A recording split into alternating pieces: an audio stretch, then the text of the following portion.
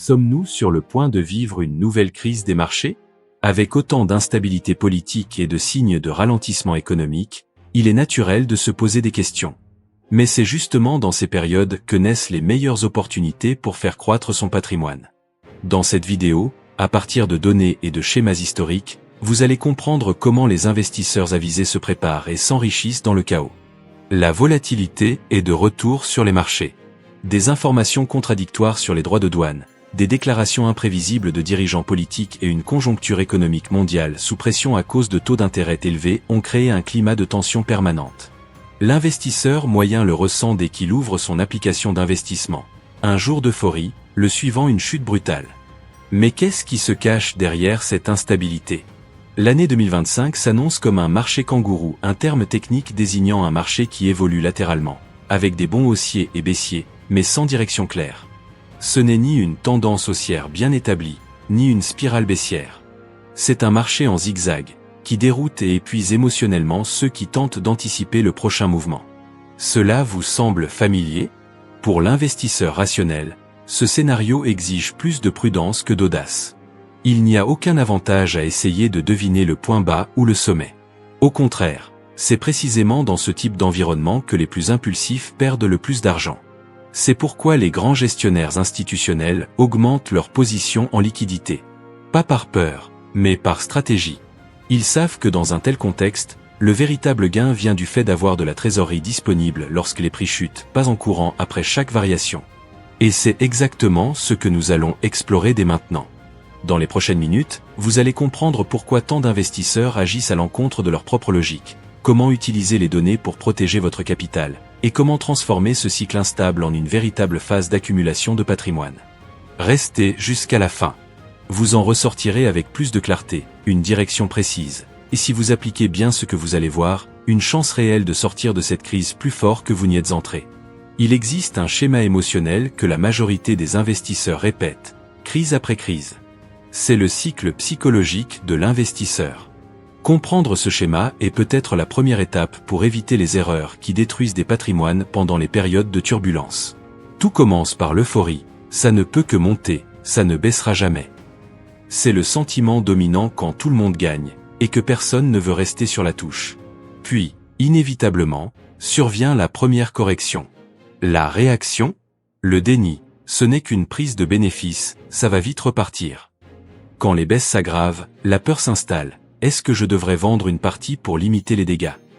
Peu après, la peur cède la place à la panique. Je vends tout avant de tout perdre. C'est là que la majorité encaisse ses pertes. Puis, une fois les prix stabilisés, vient la capitulation. La bourse, ce n'est pas pour moi. Mais les marchés finissent par se redresser comme ils l'ont toujours fait et l'espoir revient. Peut-être que ça repart. Enfin, arrive l'optimisme. C'est bon cette fois, il faut revenir à fond.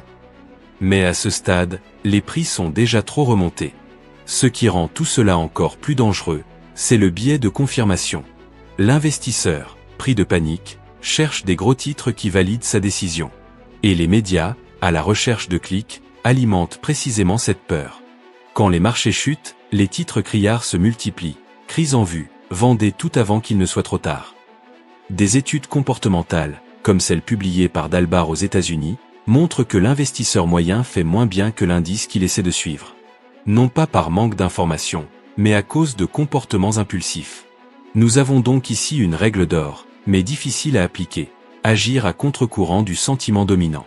Quand tout le monde est euphorique, ralentissez. Quand la panique règne, avancez avec prudence et conviction. Et cela nous amène à la question la plus importante jusqu'à présent. Si tant de gens perdent de l'argent dans ces moments, alors au-delà de cette règle, que font ceux qui s'enrichissent vraiment? Maintenant que vous avez compris pourquoi tant d'investisseurs sabotent leurs propres résultats, il est temps d'inverser la tendance. En période d'incertitude, ceux qui gagnent ne sont pas ceux qui prédisent l'avenir, mais ceux qui agissent avec méthode. La première étape consiste à abandonner l'idée de vouloir absolument toucher le point bas. Même les plus expérimentés y parviennent rarement. L'investisseur intelligent préfère la régularité à la précision. C'est là qu'intervient la stratégie dite de cost averaging, investir progressivement dans des actifs solides, même en période de turbulence. Cette approche réduit le risque d'entrer au mauvais moment et renforce la discipline. En maintenant une routine d'investissement régulier, L'investisseur achète plus de parts lorsque les prix sont bas, et moins quand ils sont élevés. Simple, logique et redoutablement efficace à long terme. Un autre pilier essentiel est le rééquilibrage périodique. Au moins une fois tous les 6 mois, il est crucial de revoir son portefeuille et d'ajuster l'allocation en fonction du profil souhaité. Imaginez une composition de 60% en actions et 40% en liquidités. Si les marchés montent fortement, votre exposition au risque peut avoir augmenté sans que vous vous en rendiez compte. S'il baisse, c'est l'occasion idéale d'acheter davantage en utilisant une partie du cash, afin de rétablir l'équilibre initial. Dans un contexte comme celui d'aujourd'hui, garder de la liquidité devient un véritable atout. Avoir du cash disponible, même si cela peut sembler être de l'argent qui dort, est en réalité un outil stratégique. Cela vous permet d'agir lorsque les prix corrigent et non simplement d'observer. Il est utile ici de diviser votre liquidité en 2 niveaux, une réserve d'urgence équivalente à 3 ou 6 mois de vos dépenses de vie, et une réserve tactique représentant entre 15 et 25% de votre portefeuille total, prête à être déployée en cas d'opportunité. Cela vous donne la liberté d'agir avec sécurité et réactivité. Et si vous ne souhaitez pas que cette épargne soit exposée à l'érosion due à l'inflation, envisagez des placements à revenus fixes à liquidité quotidienne avec un rendement d'au moins 1% par an. C'est un pont intelligent entre liquidité et préservation du pouvoir d'achat. D'ailleurs, si vous souhaitez une vidéo dédiée à la protection concrète de votre argent contre la perte de pouvoir d'achat, dites-le en commentaire. Et quand utiliser cette liquidité? Lors des corrections. Des baisses ponctuelles de 5 à 10% sont des fenêtres idéales pour allouer une partie de votre réserve d'opportunité. Mais pour agir avec conviction, il faut s'appuyer sur des données, pas sur des suppositions. L'indice Fear and Greed, par exemple, reflète en temps réel le sentiment du marché. Quand la peur extrême domine, c'est historiquement un excellent moment pour des achats tactiques. Surtout lorsque les médias deviennent trop pessimistes. Vous voulez un chiffre objectif? Des études montrent que les rendements moyens du marché, entre 6 et 12 mois après de fortes baisses, dépassent les 15% par an. Ce n'est pas de la magie. C'est de la statistique. Et si vous souhaitez aller encore plus loin, envisagez d'appliquer une stratégie de tranche programmée. Répartir votre entrée en 3 étapes, par exemple à -5, -10 et -20%. Cela réduit le risque émotionnel d'investir tout d'un coup et améliore votre prix moyen d'achat. Maintenant que vous avez les outils, il ne vous reste plus qu'à savoir où investir précisément lorsque le marché saigne. Et c'est ce que nous allons voir tout de suite. Lorsque le marché est en baisse, la tentation est grande de se tourner vers les actifs qui ont le plus chuté, en espérant un rebond rapide. Mais cette approche peut s'avérer fatale. En période de crise, le plus important n'est pas de trouver l'actif le moins cher, mais le plus solide. Et ici, la solidité repose sur des critères objectifs. Il faut donner la priorité aux entreprises ayant des fondamentaux financiers cohérents. Les 4 indicateurs principaux sont les suivants. La croissance doit être prévisible, soutenue par une demande stable ou par un avantage concurrentiel clair. Les entreprises qui parviennent à se développer de manière régulière, même dans des cycles difficiles, méritent toute votre attention. Un autre point essentiel est l'endettement. Les entreprises très endettées peuvent sembler attrayantes parce qu'elles sont bon marché, mais dans un contexte de taux d'intérêt élevés et de baisse de chiffre d'affaires, ce sont les premières à souffrir. Mieux vaut privilégier celles qui ont des bilans légers et qui ne dépendent pas constamment du crédit pour survivre. Et bien sûr, un flux de trésorerie libre positif, car en fin de compte, une entreprise qui génère plus qu'elle ne consomme est celle qui peut traverser n'importe quelle turbulence. Beaucoup d'investisseurs ne regardent que le graphique. Mais le prix, en lui-même, ne dit pas grand-chose sans comprendre le contexte de l'entreprise. Ce qui soutient un investissement dans les moments difficiles, ce n'est pas la cotation, mais la thèse qui la justifie. Par conséquent, il faut se concentrer sur les fondamentaux mentionnés, pas sur les variations quotidiennes. Investissez dans des entreprises que vous comprenez, dans des secteurs résilients face aux chocs, et avec des fondamentaux solides qui justifient chaque euro investi. Maintenant que vous savez où vous positionnez, reste à savoir comment structurer votre portefeuille, même si vous débutez.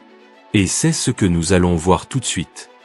Il existe un concept fondamental que beaucoup ignorent lors des phases de baisse, l'asymétrie du rendement. Alors que la majorité se focalise sur ne pas perdre davantage, le vrai risque réside dans le fait de rater la reprise.